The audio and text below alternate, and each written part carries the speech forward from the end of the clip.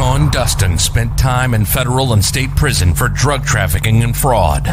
Upon release in 2006, he had nothing but the clothes on his back, a bag of mail, and legal paperwork. In 2010, he kicked a long-time methamphetamine habit and started the long climb back up the ladder of life.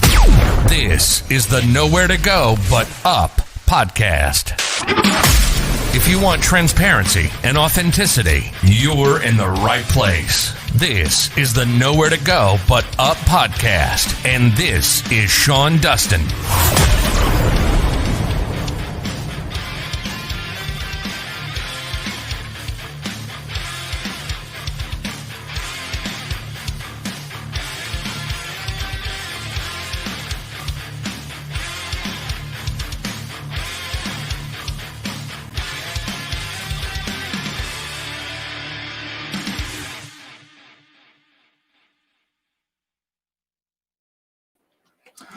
This is the Nowhere to Go But Up podcast, and I am your host, Sean Dustin.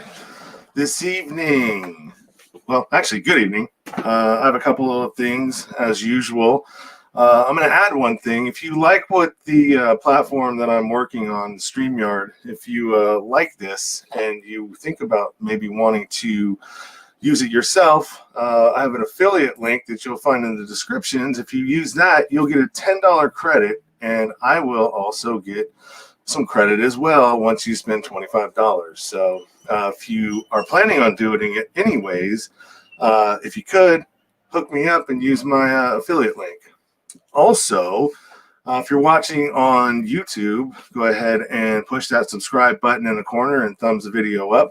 If you are on Facebook, hit the like and share this. And if you are on the podcast platforms, which we'll be releasing tomorrow, do me a favor and hit that subscribe button. If you subscribe, it actually gives me more visibility on the podcast platforms across the board. So that really helps the show out. Also, if you're on iTunes, you can rate and review. I just got a review recently. It's been about 4 months since I had one, and it was a good one. So if you could, I would really appreciate that as well. As far as anything else, you can connect to the show through my link tree, and there's a link right there. All of this stuff is available, though, in the description here with direct links to all of this stuff. So any help that you could give, I would appreciate it, monetarily or not. Today, or this evening, I am talking to Justin Hughes. And Justin is an acquaintance and a colleague from the branding hub that we both belong to, which is a branding type of mastermind where we learn how to brand and about branding and everything else. He is here to talk about his struggles and his triumphs, being schizophrenic, been to jail, homelessness, and attempted suicide at one point. And finally figured it all out and got stable and is an entrepreneur and has a successful business and a stable life now. So I'd like to introduce everybody to Justin. Hey, Justin, how you doing? Doing well. How are you, Sean? I'm doing great. Thank you. Thank you for coming and hanging out and spending some time with me this evening and being willing to share your story and your strength for perseverance and triumph in your life. Well, glad to be here. I'm glad to be invited on. And hopefully if anybody's kind of going through some struggles, they can see that there is hope. And that's kind of what my story reveals, is that there is always hope. Yeah, absolutely. I mean, you've gone through quite a bunch in your life, and homelessness is one of those things that not very many people make it out of once they get into it. You know, it's one of those things that you never really see, the other side of it. And if you do, it's few and far between. It's just rarely talked about. We were talking a little bit earlier about some of the stigmas of mental health illness and homelessness, and I mentioned that a lot of the guys, when I think of schizophrenic and schizophrenia, I think of the guy in San Francisco or the woman in San Francisco that is walking down the street just yelling at people or at objects And that's what we think of when we think of, mentally ill homeless people. And it's really easy to discount it when you think of it like that, because you're just like, oh, there's no hope for them. And you have a different story to tell about that. Well, yeah, when I was I was a young man when symptoms started showing up. I had classic messianic delusions, thinking I was the second coming of Christ. Started seeing demons when I was around 7 years old. Had a pet death at 7, and that traumatized me enough to trigger my first round of symptoms. Several years, several diagnoses. In high school, I was diagnosed bipolar with psychotic tendencies. Over the years, that diagnosis got changed and changed again, until I started ending up in the hospital for suicidal ideation, homicidal ideation, wanting to hurt myself or others, which is not me. That's the disease. And a lot of people, like you say, when you see somebody on the street, raving about the end of the world, you assume that it's just a crazy person. And to a degree, you're right, but a lot of people forget the person there. That's a human being. That's a person. Just like you, they're just dealing with something that they haven't got control over yet. It's an illness. And when I see, the representation of schizophrenia, in pop culture, the comments about, oh, he's schizo, oh, he's crazy, when somebody's acting just a little strange, it does make me pause and want to shake people sometimes and say, but he's still a human being, because I've got that personal experience, So walk me through what an episode is like, or walk everybody through that. Well, there's a couple of commonalities that I had, but it could be something as simple as I'm walking home from a friend's house in, high school, and I start seeing shadowy figures around me, and they start whispering that they're going to get me. It's scary. It's frightening to see that as a reality, because even though there's a part of me that knows that that's not real, there's a part of me that understands that it's still such a real experience that I couldn't discount it. I couldn't pretend it's not. I can't imagine it's not there. And it's scary. A couple of the common ones that popped up throughout my entire life were visions of me dying, and this was part of the messianic delusion. I had to die for a paradise earth to come to fruition.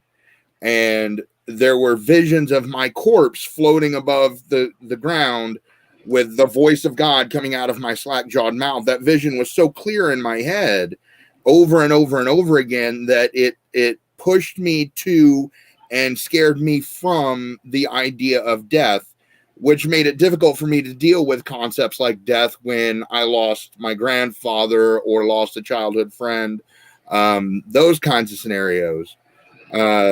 Because I had this split view of death as, if I die, the world will be a better place, but if I die also, I will be used. Does that make sense? To a certain extent, it does. When you talk about the idea, like being violent or having a violent ideation,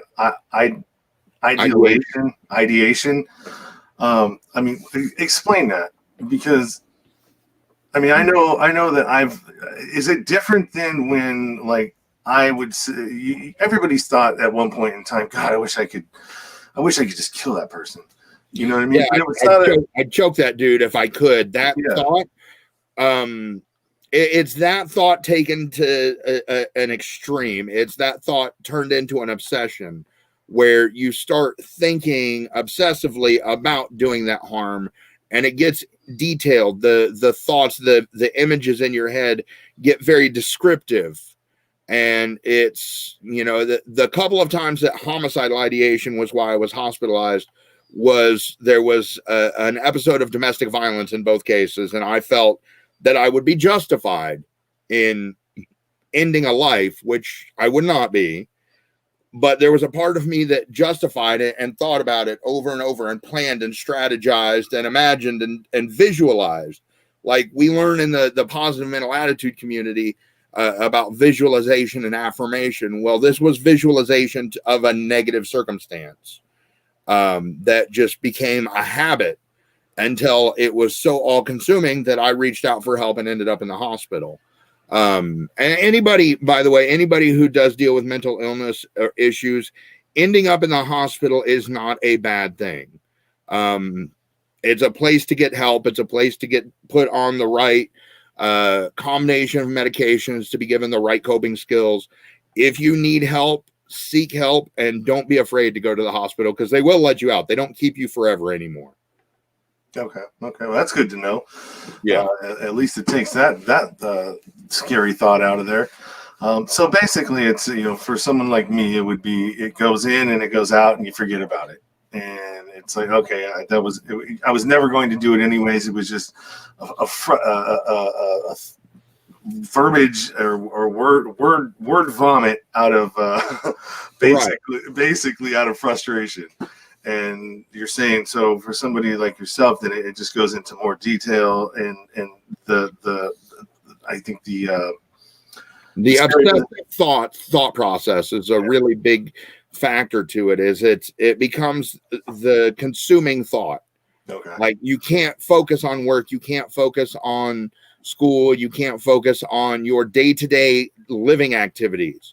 Okay. You'll forget to shower because you're so obsessed with this thought of doing harm to yourself or others, or this thought of being, the second coming of Christ, or that the aliens are reading your thoughts, or whatever the delusion is, whatever the thought is that's completely absorbed your entire thinking process. Okay. Takes away from your ability to do other things. So the same thing that when I was hooked on meth would have that same thing that I couldn't stop thinking about. Oh, I got to go. I got to get it. I got to figure out how to get it. Except it's the same thing. Yeah, it's obsession. It's obsession. Okay. And what's funny is that obsession can actually be really good. It can be really good for us if we target it at the right things. You know what I mean? If we target our obsession, like I learned to focus my obsession into a specific niche in sales, in business to business sales. And I got so good at it, I built a business around it. And when we learn to focus our obsession, it doesn't matter if it's the kind of obsession that, people who shop obsessive compulsively, or people who play video games 48 hours in a row. If they focus that single-mindedness towards a positive goal, it's infinitely valuable. But when we let that obsession kind of run and meander wherever it wants to, we end up getting, it goes towards bad places, and it goes towards addiction, and it goes towards shopping obsessions, and it goes towards video game obsessions, and it goes towards neuroses. I mean, just the idea of somebody who's so mentally ill, they are, non-functional. Most of that is they've let their obsessive mind, a naturally obsessive mind, go wherever it wants to instead of focusing it somewhere. Okay. That makes a lot of sense. So from there, you went to, you were in jail. So at any point in time, did you get arrested during an episode? And because sometimes now, I was fortunate not to get arrested during an episode. I had a couple of episodes while I was in jail. Okay. I had run-ins with the police during episodes. I was arguing with a mailbox. The police came to check it out because it was suspicious. Things of that nature happened a couple of times. But when I was arrested, I was simply arrested for a traffic ticket that I couldn't pay. And that was poverty related, which was partially because of the schizophrenia, because with the schizophrenia, I couldn't hold down a normal job. I mean, I'd go flip burgers, I'd go work a gas station, but I wouldn't be able to hold that job down. And I'd get less and less stable each time I had a shorter and shorter work assignment with a job. I'd work 3 months here, 2 months there, 6 months there. And that's what led to me being in jail. But jail doesn't do any good for the mentally ill. Like, it's warehousing is what it is. There's no rehabilitation program. There's no therapy. They don't care. You know, their only job is to make sure you don't end up dead and that they get you to the next place that you're supposed to go, whether it be prison or out when you get out. But it was just like, it was common to be discarded or I don't know the right word I'm looking for, but it was common for me to be viewed as less than by police in those interactions where I was having an episode. Where at one point I was having the delusion that my brain and my body were separate. I didn't have any control over my body, and I had cops threatening to tase me for that because it happened in a hospital.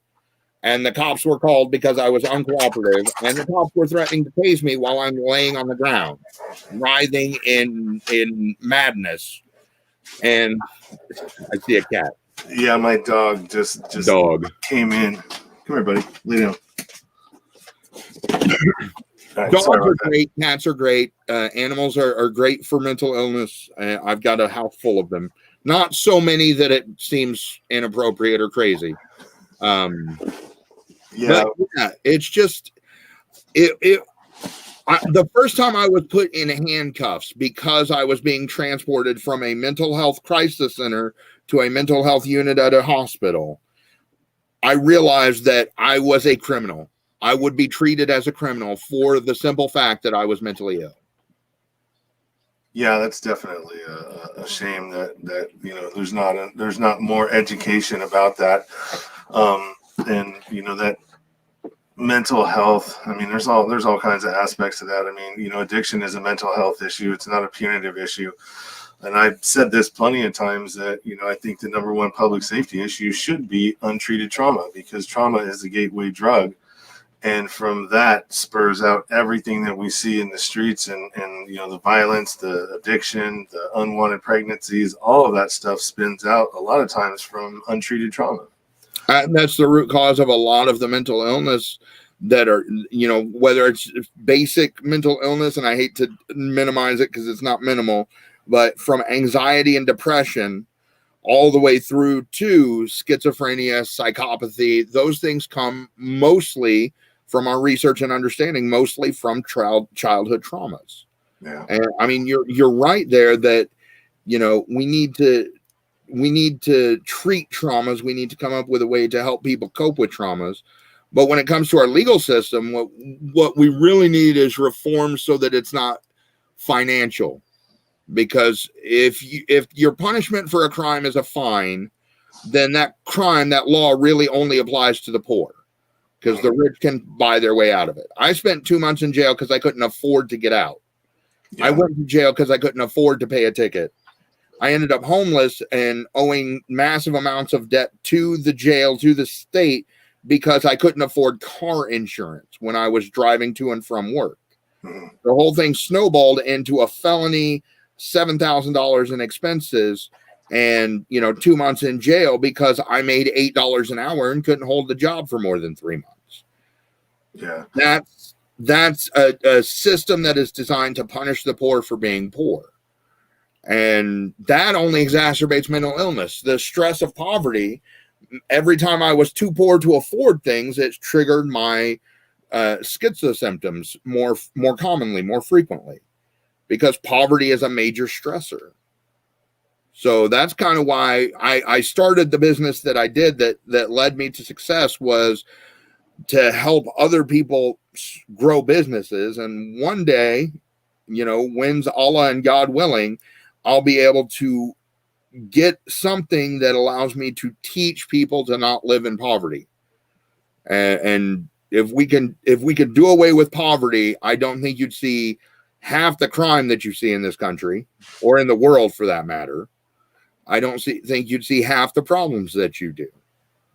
I really don't, because I think poverty is a root cause. I grew up in a poor household, and that poor household probably contributed to some of the childhood traumas that led to my severe persistent mental illness. One question I have about, I mean, you've spent time in the homeless population. So, what do you feel like they're addressing the problem right by just throwing housing at them without actually giving any kind of I don't know. It always seems like the answer is just to build more. There are 8 million vacant properties in this country. There is 1.8 million homeless. It's not a lack of housing. It's a lack of affordable housing or a lack of proper wages and a situation where you've got a lot of people who have very little to no skills. So they're working for very low wages. And rents in their area keep going up, so they can't afford, even on a full month's pay, to pay 1 month's rent. And it's a situation that causes the homelessness. Now, I will say that you do have your career homeless. There's a certain group, a certain percentage of the homeless population that wants to avoid any kind of responsibility. And that's what they want. They'll say, I want a home when I get this job, when I get this disability or social security check, I'm going to get myself set up. And they will for a month or two, and then they're back in the shelter. And then they'll get straight for a month or two, and then they're back in the shelter. And it's because they don't want the responsibility of paying bills. Even if they have the ability to, they have the financial ability to, they don't want the responsibility of it. So there's always going to be some homeless, but I don't think the solution is building more houses, because it's not a lack of houses. Okay. It's skills training. We need to train these people to fill the skills gap that we have so that they can get work that pays them a median wage so that they have a chance at affording a decent life. Because in all honesty, and this is, if you've read the book Nickel and Dimed, it's a good one. I recommend. I can't remember the author, but it's Nickel and Dimed on not getting by in America. And if you work at a job for $8 or $9 an hour and you work 40 hours a week and you go month to month, you can't pay rent and buy food in the same month on that kind of wage. And that's what leads to homelessness eventually. That's going to lead a lot of people to end up on the streets or couch surfing or, in situations where they shouldn't be, because if you work for full-time 40 hours a week for a company that's making millions of dollars, you should be able to pay for rent and food. Yeah, you would think, right? You would think, but that's not the way it is right now. No. And that's why what I think would help the homeless, would help reduce homelessness, reduce poverty, is if instead of teaching we still need to teach some basics in school for elementary school, but we need to teach skills in high school. We need to teach actual skills that translate into income, because it's the skills that pay the bills. Yeah. Well, I mean, we don't even know what's going to be available in the next 10 to 20 years for people that are going to be going to school. I mean, what's going to be available to you that AI hasn't eaten up, as far as, jobs and opportunities. I mean, I know that the construction industry is never going to, go anywhere. That's a guaranteed job, because you can't outsource that to anybody. That's going to take skilled labor. But even that, I mean, I'm in the commercial sector, and you've got all of these companies that are downsizing now because their employees can work from home. So you're going to have a huge, I would say, vacancy of commercial properties now, as these companies that were occupying 3 floors of a big building are now maybe 1 floor, or moved out of the building altogether to downsize to a cheaper location somewhere else. And so that's going to cause a slump in the commercial construction industry when you're not having new buildings being built. You're just doing tenant improvements. So, I mean, that's going to happen here at some point. Well, here's a funny thing. I noticed this in Tulsa. I was homeless in Tulsa and I was homeless in Denver. I was homeless in 2 cities, and in both of them, the homeless centers, the homeless area was relatively close to downtown, the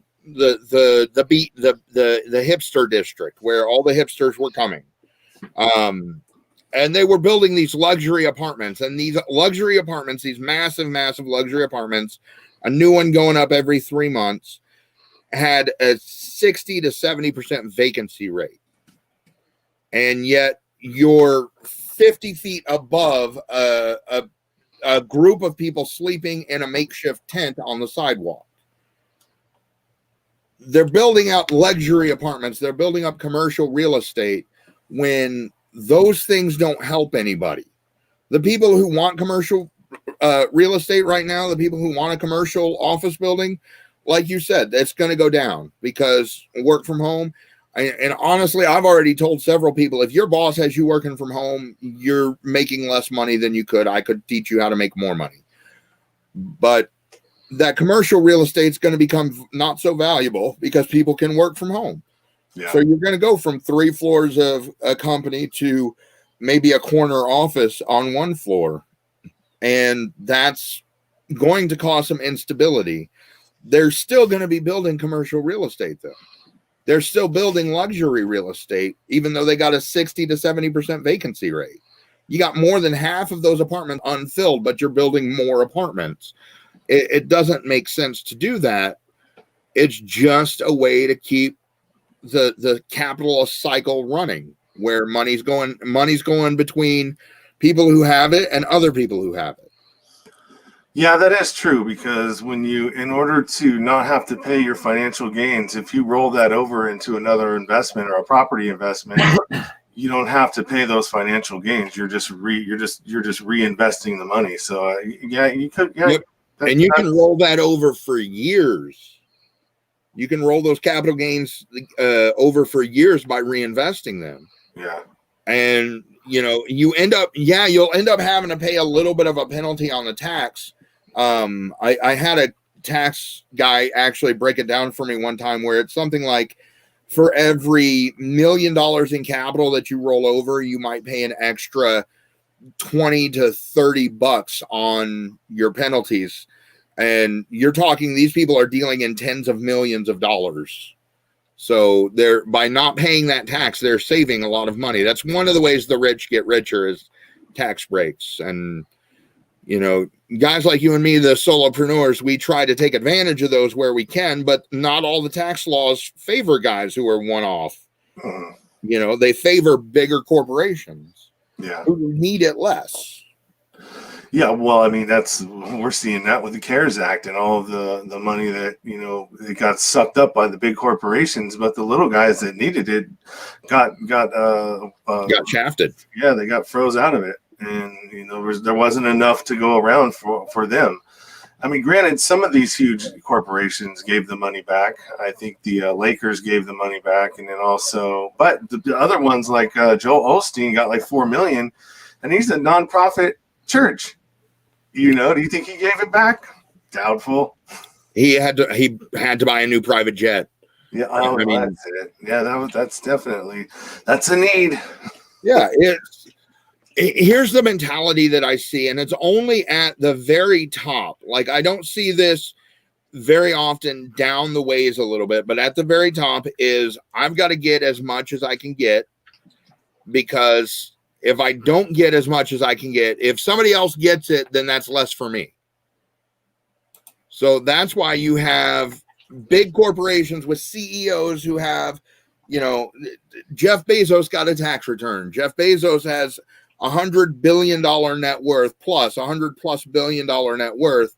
His guys are working for $15 an hour. They're working to the point where they're in exhaustion. They're not able to take bathroom breaks. He keeps leveraging those people without compensating them, and his wealth keeps going up. And it's like, if you pay them more, you don't get less. The whole world gets less when you pay them less, because your spending power goes down. How much shopping do you do when things are tight versus when things are flush? Mm-hmm. It's better for the economy on the whole to pay people well, because then they'll spend that money. But somebody up at the top forgot that basic economic fact, And that's why we can't even get the minimum wage up to 15 an hour when by now it should be at 25 an hour.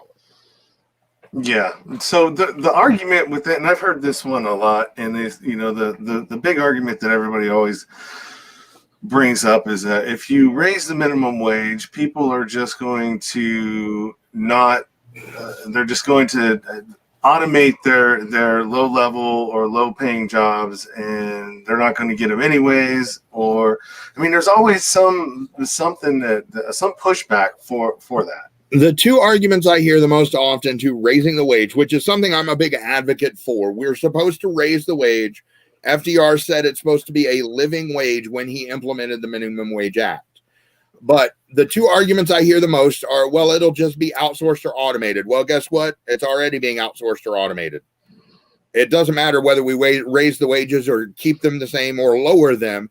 Automation is the way of the future. That's progress. That's what's going to happen. There are going to be jobs that go away. There's no lamplighters anymore. There's no lamplighter jobs anymore. There's hardly any coal jobs anymore. Industries die. That's business. That's how it works. The other argument is that if we raise the wage, we'd raise the price and the price would go up insane amounts, which is not true because we've seen places that have a raised minimum wage and their prices are not significantly higher.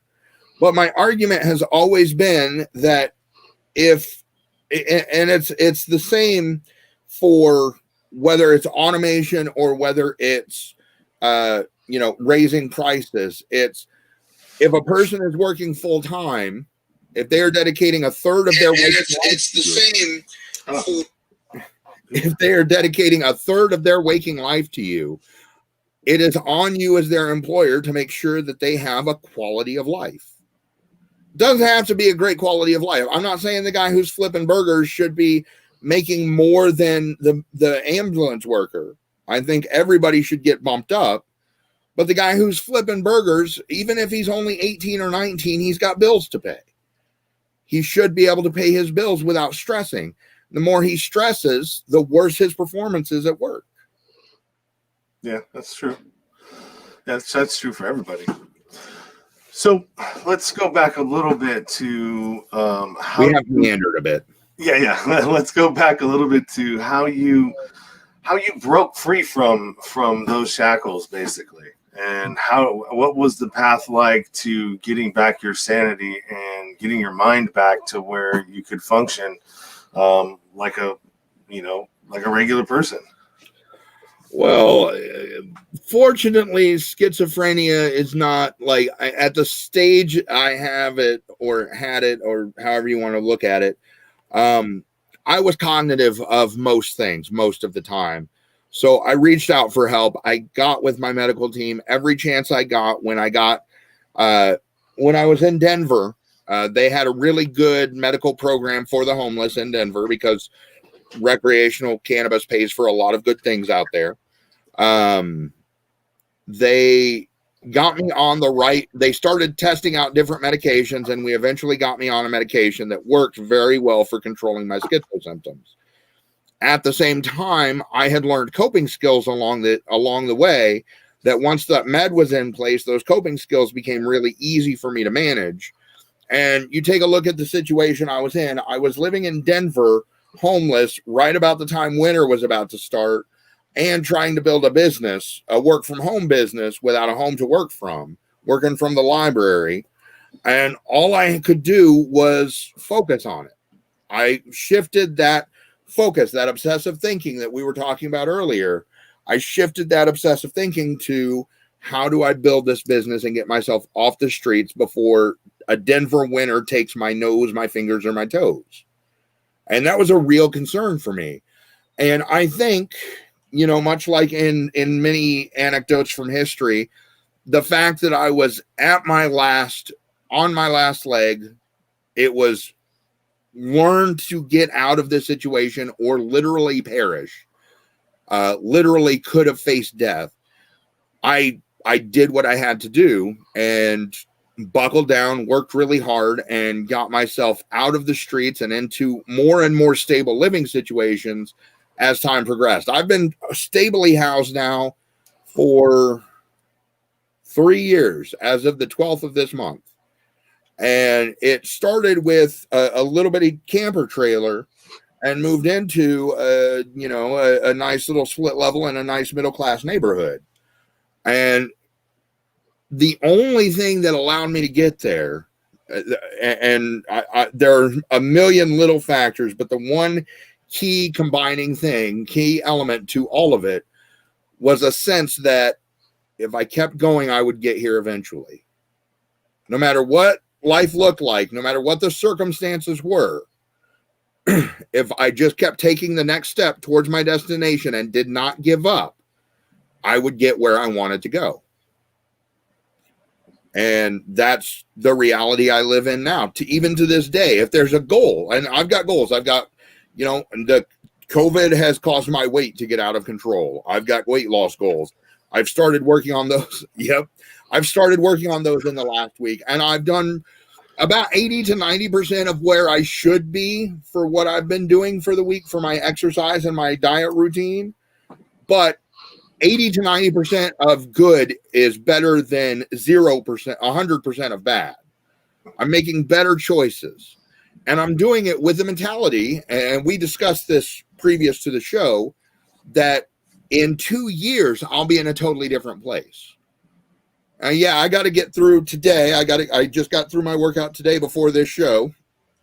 I got to go through my workout tomorrow as well, and the next day, and the next day, and the next day. You got to take step after step after step. But in 2 years, I will be in a totally different place than I am currently physically. I will be fit and buff, and I've got that visual in my head of me being, Arnold Schwarzenegger body in 2 years. And I'm not saying I'm going to literally have the Arnie body in 2 years, but I'm going to look a hell of a lot better than I do now. And a lot of people, and this is kind of what I want your audience, anybody to understand, no matter what your circumstances are right now, 2 years, which is going to go by anyways, you're going to go through the 2 years, but 2 years of doing something different every day can lead to a completely different result than where you're at now. If you're working a low-wage job and you can't figure out how to make ends meet, you start a side hustle, but you do that a couple of hours every day. You do your side hustle every day for a couple of hours for 2 years, you're going to be light years ahead of where you are now. You won't need that low-wage job anymore. 2 years of working a side hustle. That's a reality.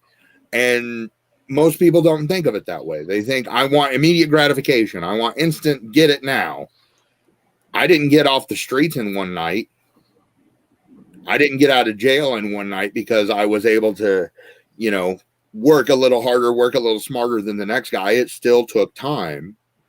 But here we are 3 years from when I was literally homeless to this summer. We're going to be buying a significantly larger and significantly more expensive house to fit our growing family, because of the fact that I keep taking the next step every single day. And that's all anybody has to do, is just take the next step. And plan a little bit too. Failing to plan is planning to fail. And that's where I have a hard time with is just sitting down and plotting out the course. I like to keep a lot of stuff in my head, but as I'm getting older, some of that stuff is not staying as I'm forgetting a lot more these days. So yeah. I'm having to do that as well. I mean, I have a pad of paper almost wherever I sit. Every place that I sit. So if I need to, someone gives me a suggestion or somebody, says, hey, you should check this out. I literally have to write it down now because I won't remember like I used to. Yeah, I completely understand. I write down tasks and I write down task lists all the time, write down ideas all the time. I have a pen in my hand currently just in case something strikes me. But you need a plan. You definitely need a plan. You need a visual of the end result as well. You need to understand where you're going towards. You need a goal, a clear, defined goal. You need a plan of action steps to get there. And you need to take those action steps at routinely, regularly, consecutively, consistently. It's okay. Perfect example: weight loss. My weight loss routine is a keto diet, weight training prior to cardio, and weight training and cardio every 6 days a week. I do the weight training prior to the cardio. I've got my routine mapped out. There's a specific set of exercises I do on any given day. Day 1, day 2, day 3. I've got 3-day cycles. I've got push, pull, legs. I do a routine for each one. There's a plan in place, but once that plan is in place, then it's really just a matter of taking the action. And I've seen so many people, especially in the entrepreneurial world, where I do some consulting on B2B sales for a lot of solopreneurs and startups. And those startups, they get into the planning stage and they get stuck there because they're constantly adjusting their plan. They're constantly looking at their plan and taking their plan and assessing their plan and redoing their plan, and they never take action. And there was a great book, Ready, Fire, Aim. And again, I'm drawing a blank on your author, so I can't remember. I can't remember the author. Not to worry. Here was your first one. I'll get the other one. So the first book that she says, Nickel and Dimed on Getting by in America by Barbara Ehrenreich. So there's the first one. And while you're talking, go ahead and I'll pull up that next one. Ready, Fire, Aim. Basically, the book talks about when you're starting up a startup business, get a general idea of what you want to do and then start taking action, get some data from that action, get some results, and then go back and start planning. Because if you take a little bit of action, it can spur you to keep taking the action, because that's the biggest hesitancy that most people have, is taking action. When it comes to selling their first business to business service or item, anything that they're selling, a lot of people don't make that first cold call. They never make that first cold call because they don't understand you got to make 150 of them to get a few appointments that might get you one chance to sell your thing. But you got to take the action. If you don't make one call, you're never going to get that 150 you need to make your sale. Yeah, that makes sense. I'm right there right now too with my nonprofit. I'm in the planning phase of it, but I'm almost in paralysis right now because I'm like, oh man, I don't know how to do. Like, I'm not a business person. I got all these things that I got to, be a business guy now, and I'm like having an issue with it. I'm having to reach out to people and ask. We have a question here from Brian. He says, when did you realize you had schizophrenia, or did something happen where you suspected it? Well, like I said, I was 7 years old. I had a cat die. A kitten died on me. It accidentally got caught in the dryer, and that wasn't good. That night I saw a demon for the first time. I saw a demon running circles around me and my brother. And there was a part of me that suspected even at that young age, that this was not really a demon, that this was my head, and that whatever was in my head was wrong, was broken. I had mental issues from that point on. I had anger issues, suicidal, thoughts and actions, arguments and hallucinations, arguing with things that weren't there, talking to people that weren't there, long past the age of imaginary friends, and was taken to doctors. When I was 16, I was diagnosed bipolar type 1 with psychotic tendencies. That initial diagnosis just kind of got rolled. But once I got started treatment for that was kind of the process where we started to see, okay, this is what it is, and this is how we treat it, which took until I was 26, 27 before they diagnosed it as schizophrenia and started the treatments for that. And the treatments didn't even start working until I was in my early 30s, like 30, 31. So hopefully that answers your question, Brian. So is this one of those things, like you have the bipolar disorder, and they get on the medication, and they're starting to feel good and they're starting to feel normal again, and then they're like, oh, I don't need this, I'm better. And that's really typical of bipolars. That was not the case with me. I would take the medicines, and sometimes they would work for a little while, and sometimes they wouldn't work at all. And if they worked for a little while, they'd stop working after a while. And if I missed one dose or maybe two doses, because when you're mentally ill, you're notoriously bad at doing things like taking medication. I'd miss one or two doses, and then the withdrawal symptom would be worse than the symptoms that I was having to begin with. They trigger full-on psychotic episodes that would put me in the emergency room. But once I got on the right medication, once I found the right medication that worked for me, I take it. I swear by it. I would not stop taking it if it tripled in price and, was harder and harder to get. I'd fight for it because it does add so much value and functionality to my life that, my life has completely turned around in the last 3 years, partially because of going on this right medication. Yeah, no, that's it's one of those things where it's like, all right, well, if I don't, then I might, the risk versus the reward, right? The risk of not taking it is risking losing everything and all the work that you've done to this point to get where you're at. Well, I ended up, when I moved to Topeka, Kansas, where I live now, I ended up with meeting a girl who had 2 kids. And so I ended up with a ready-made family. And the last thing I ever want is for that ready-made family, especially those 2 kids who are 6 and 10 years old, to see me having an episode.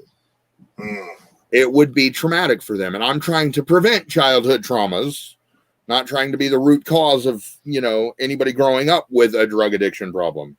If my kids end up on heroin, I've messed up. I'm not going to mess up that bad. So I take the meds because there are negative side effects. There are downsides to taking this medication, but the downsides are minimal compared to being free of the voice of God in my head telling me I have to die. That is a worst case scenario to me, is the voice of God telling me you got to die in order for mankind to have peace. I don't want that voice anymore. I don't want the responsibility of being the Messiah. And getting a shot in my arm once a month takes that responsibility away from me. Does that? Yeah. No, it makes absolute sense. So did you struggle with addiction while you were out there? No. Fortunately, I mentioned a family history of addiction in some of our communication. My uncle was a meth addict. My stepdad is a meth addict. And my uncle at one point pulled my brother and I aside and said, back when in the 90s when he was on heroin, he pulled us aside and said, look at my life. I'm an addict. Look at everybody else. They're not. Make up your minds for yourselves. And I've even had therapists go, you've been surrounded by meth your whole life. Have you ever been curious to try it? My answer is no. I've never seen anybody's life get better once they start that. So I managed to avoid addiction with a family history of it. My mom and my grandpa were both alcoholics, and my uncle got into any drug he could get into. And I managed to avoid that problem. I don't drink. I just quit smoking cigarettes. Cigarettes were my biggest addiction. Cannabis manages my epilepsy. That's a little bit. And no history of hard drugs, no history of even pills. I don't even, when they give me the opioid pain meds at the dentist for my tooth problems, I might take them the first day. I'll switch to Tylenol after that. Yeah, well, so I got lucky with that one. Yeah, probably a good thing. You're not missing much, I'll tell you that much. Oh, I having witnessed it, I know full well what I'm missing, and I'm glad to miss it.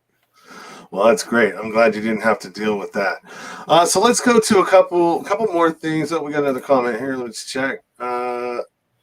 Brian responds, interesting. Thank you for sharing. I've had a hallucination 4 times in my life of a green-colored spider crawling on the wall, and it disappears.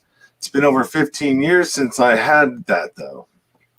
See, I'm wondering if that could be a stress-induced psychosis or a specific incidence of psychosis, because there's all sorts of things that can cause a temporary psychosis. Things like hallucinations, delusions, and acting out. Stimulants can cause them. So can stress. Times of high stress, it's not uncommon for people with no underlying mental illness to see things that aren't there. Yeah, that's true. When you talked about the first, seeing the shadows and stuff like that, I've gotten that, but it was induced from not sleeping and being on meth. And, after about 3 or 4 days of not sleeping and not eating and being dehydrated because you don't drink a whole lot of water either. Your brain snaps, and hallucinations are really common under those circumstances. Yeah. I didn't like it at all. Stimulants, even the meth itself, can cause hallucinations after a while, because almost everybody you'll ever hear a ghost story from drinks coffee. Really? Because even coffee, long-term use of coffee, can lead to mild hallucinations. And every ghost story I've ever heard was somebody who regularly drank coffee all day long. Yeah, that's when you see the thing on the side of your. Oh, gotta be somebody there. I get it. All right. So let's go to the last of the things that I got. Thank you for everything so far and your candidness and being as honest as you have been with your situation and your issues. I definitely appreciate it, and hopefully the listeners appreciate it as well. Let's go to the book suggestion that you made, and that is The Prophet by Khalil Gibran. And tell me about that book and why you suggest it. That book changed my life in a way that only, I think, a religious text could have. It is basically a new thought book, which is a newer, like 1920s sect of Christianity. But it basically, it follows the prophet as he's leaving, and it's an unnamed prophet. It doesn't specify which religion this prophet comes from, and everybody's asking him questions. And some of my favorite quotes come from this book, and it rings so true with me that I disregard the other religious texts because they're dogmatic and they're and especially with religious delusions, it's difficult for me to get into religion. But this book, some of the quotes are like, tell us of love. What is love but an angel who wraps you in its wings and pricks you with the sword underneath? It gives you a lot of really profound truths in really beautiful poetic ways. And I highly recommend it for anybody. It's a really easy read. It takes, less than an hour and a half to read the whole book. But it's just beautiful poetry and a beautiful way to look at the world. Oh, that's awesome. So check that out. The Prophet by Khalil Gibran. We got some podcast suggestions here. I've heard of Tim Ferriss, but I don't know what he talks about. I've heard people suggest him, though. Okay, I first found out about Tim Ferriss from a book called The 4-Hour Workweek. He wrote it, and then he wrote 2 more, The 4-Hour Body and The 4-Hour Chef. I've read every single word he's written on that. He is an optimization and a life hacking guru. But the Tim Ferriss Show is probably one of the most intelligent podcasts, aside from this one, of course, that I've ever listened to, because he delves into a wide variety of topics, but it's a lot of how you can improve your life and how you can improve your personal experience of the world. And then Smart Passive Income, anybody who understands finance and economics understands you need a passive income. Smart Passive Income will give you some ideas on how to get a passive income. Because if you're working for your money, you eventually want to stop working, and then the money will stop coming unless you have passive income. Yeah, that's true. I keep hearing about funnels too. And I think I have there was a guy that was trying to help me out. And I think this would probably be the only way that I would do it. I wouldn't pay somebody, I don't think, to teach me this, but this person was going to help me, get some passive income streams and do it through funneling. And the only way that he would make money is if I made money. So he had an incentive to help me get to where I need to. And then by doing that, he'll get a percentage of whatever it is and teach me how to do it in the process. Oh, yeah. Funnels are valuable marketing tools. They're a buzzword now, but they're ancient as any mail order marketing thing. If your grandma got dolls from mail order, it came through a funnel. Oh, yeah. My grandparents used to get all kinds of stuff like that. Yeah, I remember that. Yes, you're right. They have been around for a while. All right. Well, we're about 55 minutes and we're right on time here. If you want to connect with Justin, he's given me 2 social media links. And like I said, you can find links to all of these things, direct links where you just click on it down in the description. But I'll go ahead and show you here. His Facebook profile is that right there.